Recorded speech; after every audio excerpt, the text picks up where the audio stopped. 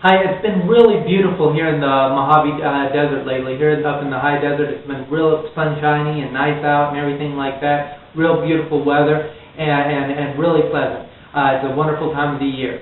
But I heard recently that there was a couple of tsunamis around the Samoan Island.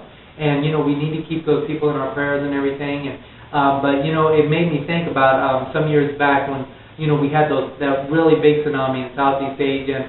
And Lalaine, if you're listening, I remember how you worked to help out with that, and how you asked people to give to charity and everything like that. And I really respect that about you, and I think you're a sweet, decent, wonderful human being, and you have a good heart, and God bless you, Lalaine.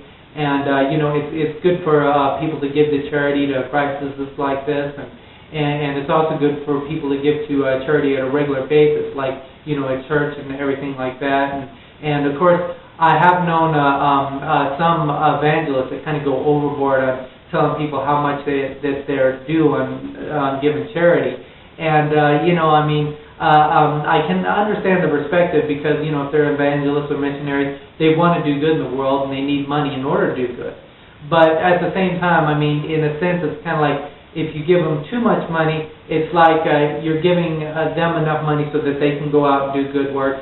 But you yourself are going to be struggling so much you won't have the time and energy to do good work yourself. So, you have to find a healthy balance there. I do believe that giving money to charity and stuff is a whole lot better than like most people do these days, that just blow their money away on frivolous nonsense, just foolish little things, or gambling it on lotto tickets and stuff like that. People are so frivolous with their money these days, and they don't have any money left over for charity. But still, I'd like to emphasize, a person has to set money aside to basically for a rainy day. Instead of, you have to find a healthy balance. Don't give all your money to charity. It's good to give a good percent, but still, set enough aside so that you have money aside for a crisis, And, I wouldn't rely upon insurance or anything like that because, that just normally doesn't work out. It's kind of similar to, as Henry David Thoreau talked about. Don't live by the motto, work hard, play hard. It's foolish. Nobody ever finds happiness that way. One thing about Henry David Thoreau is he studied a lot on Eastern philosophies. You can tell he was definitely influenced by some of the early, pre-classical Taoist philosophies, especially in the sense that he was a transcendentalist and everything, which is kind of, a little loopy. I study Eastern philosophy myself, but, I have to say I take the metaphysical kind of stuff with a grain of salt. When it gets into that kind of weird stuff, it gets a little, But still, Gandhi, Gandhi. I was thinking about Gandhi because he was heavily influenced by Henry David Thoreau. In fact, he commented he was a follower of Henry David Thoreau. And one thing I like to study about history is how one individual kind of affects another individual, because another thing Gandhi said is that he was he referred to Jose Rizal as being his predecessor. So, it just kind of shows you how one individual affected another one through history. But anyways, kind of a book which I would like to suggest because it's kind of got similar kind of concepts that, of Henry David Thoreau and stuff. And you've heard me on my previous videos, I mentioned how I have a great deal of respect for Mennonite theology. And this is by a Mennonite preacher named Shane Hipps or Heights or something like that, Hipps. It's called Flickering Pistols. And this is a really good book. I have to say it's one of the best books I've ever read. And he even talks a bit about, Eastern philosophy and stuff like that, as you can see. And this is a really, really, really exceptional book. I'd suggest anybody reads it. It's really fun to read as well. And something I really like about this, and Lalaine, you might remember me making a comment about this, I really like the fact that this guy makes quotes and everything of the Saturday Night Live, which, just little bits that they add and everything, and I like goofy comedies like that. And, really good book. Suggest anybody read it. And, I guess to a larger, even though generally speaking, I guess I'm basically Baptist in my views, still I'm very kind of independent thinking and everything. So I'll be heavily influenced by Mennonite views. I've got a little bit of influence here and there from certain aspects of Seventh-day Adventist views, especially in regard to, healthy eating and I do believe that Saturday is in essence the Sabbath and everything, although I don't think it's a huge issue. But, it's like I kind of mix different views of different theologies that I think fit the Bible. I can't say I'm one of the more fundamentalist types. I think in a sense I do believe the Bible is literal truth. But I can't say, it's like those people who believe that the world is only 10,000 years old and stuff. I don't really agree with that. But one thing I do believe is, even though, like Alfred Wallace, he was the one who co-authored Origin of Species with Darwin. Even though Darwin was, wanted to apply evolution to human beings as well as animals, Alfred Wallace was against, even though he supported it. And if you really look at it historically, he was more of an intellectual than Darwin was.